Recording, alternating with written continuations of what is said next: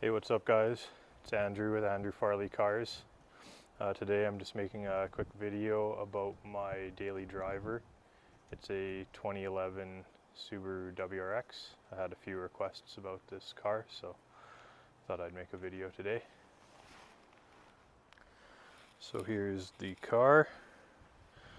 It's a 2011 Subaru WRX base model.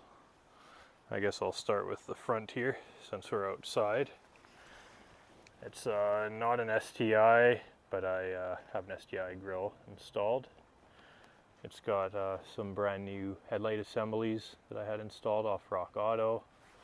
It's got Morimoto LED fog lights as well.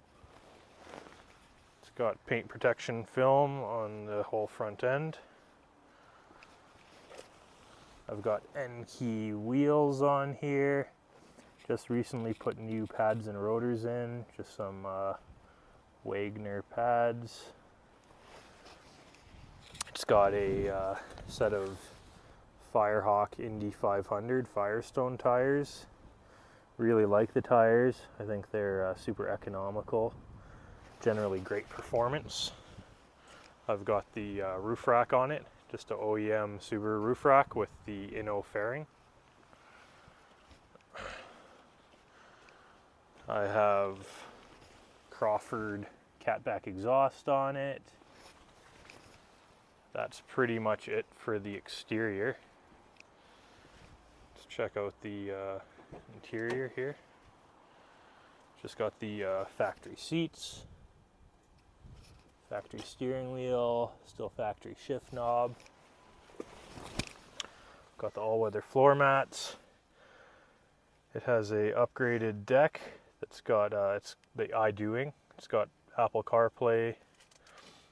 I've got a auto dimming rear view mirror with the compass in here. Let's see, what else do we got? We've got a upgraded subwoofer. I'll show you guys.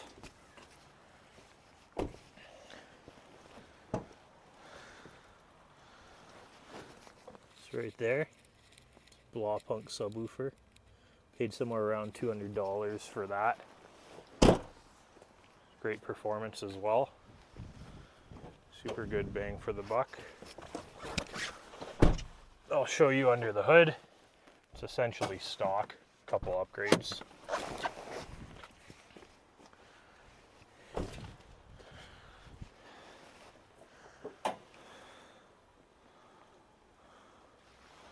So there we go. We've got a Cobb cold air intake. I'm also running a Cobb access port with a stage 2 tune. Some Mishimoto radiator holds. It's got a pair and pitch stop. I don't know if you can see it here. Pair and pitch stop installed. STI radiator cap.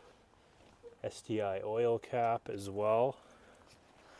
I've got some LED headlights in there, high beams and low beams that I just got off of Amazon. Aside from that, it's pretty much stock. There it is. Alright, let's go back inside here. So I've had the Subaru for about 8 months now. I previously had an 08, which I sold. Now I've got the 2011, and let's see, overall rating of the car, I'd give it about a 7.5 out of 10. I love Subarus for their performance in the winter. It's really good in the snow, great traction in the rain, even in the mud. It's just a great car for that kind of thing, and where I live in Calgary here, it gets super snowy and cold in the winter and icy, so I find this car to be really great for that. Other things about it that I don't like as much, I find the transmission not the best. It's not very smooth. One of the first things I did to the car when I first got it was I put in some synchro mesh transmission fluid, so I flushed that, flushed the rear differential, fresh oil, that kind of thing. I've also recently done the slave cylinder on it. which didn't seem to make a huge difference. Yeah, overall I just don't love the transmission on it. I do feel like it could have a little bit more power, and I've been debating trying to save up and get an STI eventually, but then I run into the issue with fuel economy and that kind of thing. But generally, it's been a pretty good car so far. In terms of maintenance, I have had to already do the front main seal. It started leaking when I took it on a road trip, so I ended up having to bring it to a shop, and they replaced the whole timing belt and the seal and all that kind of stuff. So that was a little bit annoying, but that kind of thing happens. I've done the brakes. I've also replaced the clutch pedal assembly, because that was squeaking and there was a crack on the weld. It's a known problem on these Subarus for some reason. You also have issues with the firewall where it cracks. I haven't done anything to address that yet. For now, I just did the assembly, but eventually I might look into something like the Humble Rumble kit. So that's an option. I was also thinking of doing the oil pickup, Killer Bee oil pickup, maybe Killer Bee oil pan. Those would be some future mods that I was thinking about. Yeah, generally impressions on this car or thoughts. You really got to be diligent with your oil changes. So I usually do mine every somewhere around 4,000-ish kilometers, 4 to 5,000 in between that. So I find it super important to keep clean oil. Always check your oil. Probably every time you're getting fuel, you want to check your oil, make sure it doesn't run low. You want to always run good fuel on this. I always run either 91 or 94 octane on it. Letting the engine warm up is also really important on these cars. Definitely don't drive it hard until it's warmed up. Don't rev it up until it's warmed up, things like that. I do find these cars have kind of a bad reputation. Everyone says, oh, they're garbage, they're not built properly, this and that. But I find a lot of the owners, they don't do simple things like maintenance on them. They run them really hard when they're cold, just like constant launches, not letting it cool down. So yeah, I mean, it's a younger group of people that buy these cars, so they end up getting kind of beaten on, and then everyone says that they're garbage. But really, I think if you maintain this car, I think they're really good.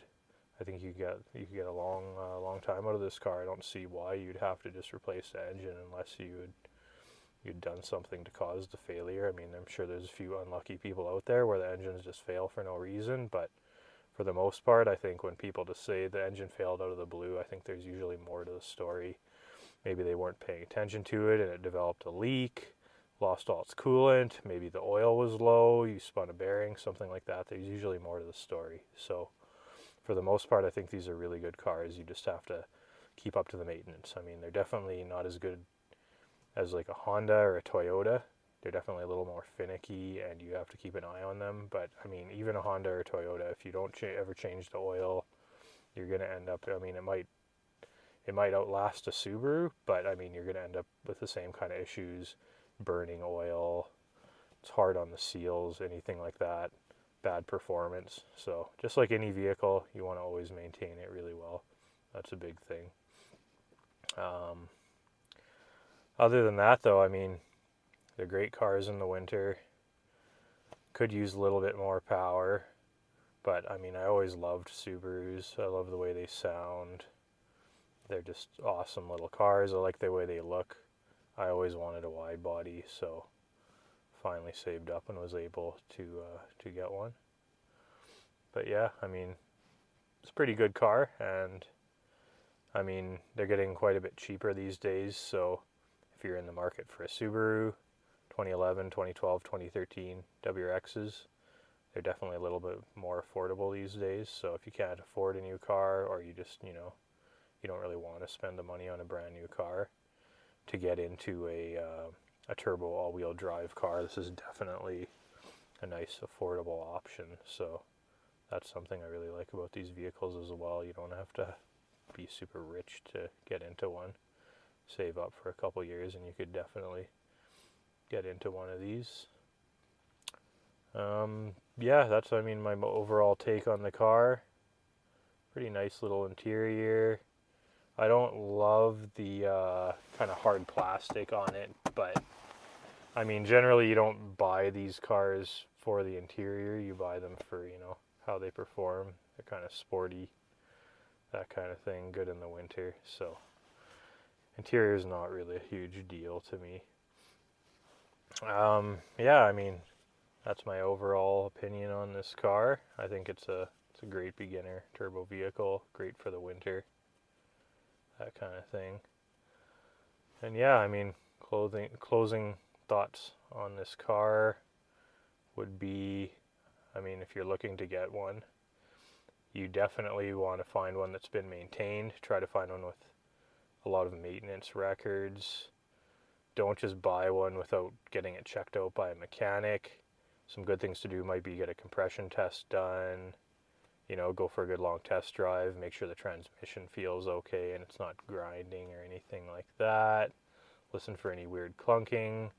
Look for any big leaks or even little leaks, because they could turn into big leaks. You know, make sure to run a Carfax or some sort of collision history report, because you want to see if the car has been in any sort of serious accidents or it's been repaired correctly. Check if the engine's been replaced, anything like that, because it seems like a common thing on these vehicles that people have done the motor. And then when you find one where the engine's been replaced, you want to double check like who did the install in the car. Was it Subaru, the dealership? Was it a shop that didn't really know about Subarus? Because, you know, they're a little bit of a complicated engine. You want to make sure like all the torque specs were done correctly when they installed the engine. The correct gaskets were used, the correct bolts. Did they do things like replace the timing belt, water pump, oil pump? Did they replace the head studs? Everything like that is super important, because you might get a new engine, but they might have reused all the old parts, and you know, you're not going to get much time out of the car if you get one like that. So if you're looking at getting a Subaru WRX, or just the Subaru in general, or probably even any car in general, it's very, very important to get it checked out. It's well worth the money to bring it to a mechanic and have them do a thorough check over the car. Try to get maintenance history on the vehicle, because I mean, if somebody doesn't have any maintenance history on the car, then you got to wonder, like, did they even do any maintenance on the car? What's the story behind that? Because I mean, for me, with all my cars, I always save all my paperwork. I try to stay on top of the maintenance, but if somebody doesn't have a single bit of paperwork, you got to wonder, did they even do oil changes on the car? So there's definitely important questions to ask when it comes to, especially when it comes to a WRX, but even any vehicle that you're looking to buy. Always get it checked out. Go for a nice test drive. Feel the car out. Let it warm up. Start it when it's cold. Listen for any weird noises. You want to make sure it's not knocking or anything funny like that, especially on a Subaru. So yeah, that's my overall take on these cars. They're great little cars if they've been taken care of, but if you start skipping out on maintenance, you could run into some really expensive problems. And yeah, that's my overall take on this car. It's a nice little car. We'll do a last little walk around so you can check it out, see the outside of it again.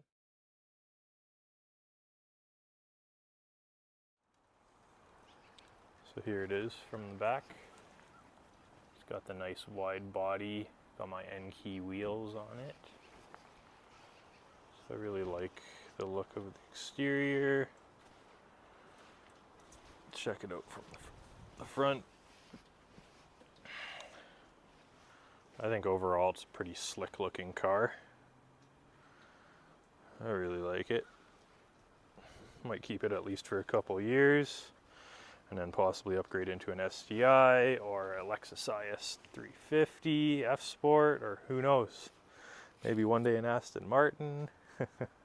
Yeah, that's my 2011 WRX. Feel free to leave any comments. Don't forget to like and subscribe.